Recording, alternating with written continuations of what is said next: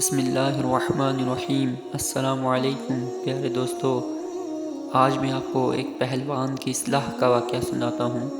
حضرت مولانا مظفر حسین صاحب کاندھلوی رحمۃ اللہ علیہ نے دیکھا کہ ایک پہلوان مسجد میں آیا اور غسل کرنا چاہتا تھا۔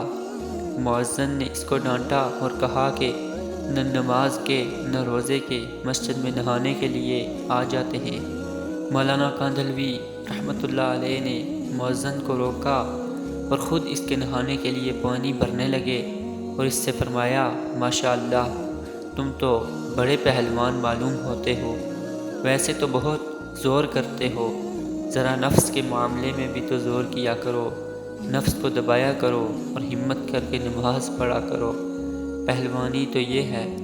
اتنا سننا تھا کہ وہ شخص شرم سے پانی پانی ہو گیا اور اس نرم گفتگو کا اس پر اتنا اثر ہوا کہ وہ اسی وقت سے نماز کا پابند ہو گیا۔ بعض افراد پر نرمی کا زیادہ اثر ہوتا ہے اور سختی سے وہ دین سے بیزار ہو جاتے ہیں۔ اس لیے لوگوں کے مزاج کو پیش نظر رکھ کر بات کرنی چاہیے، ہر جگہ سختی سے کام نہیں لینا چاہیے۔ کئی بار آپ کا نرم لہجہ دوسرے بندے پر اتنا اثر انداز ہوتا ہے کہ اس کی زندگی ہی بدل جاتی ہے۔ تو پیارے دوستو، آپ نے دیکھا کہ نرمی کی وجہ سے نماز کا پابند ہو گیا۔ اللہ پاک سے دعا ہے کہ اللہ پاک ہمیں 5 وقت کی نماز پڑھنے کی توفیق عطا فرمائے اور دوسروں کو بھی اس طرف لانے کی توفیق عطا فرمائے۔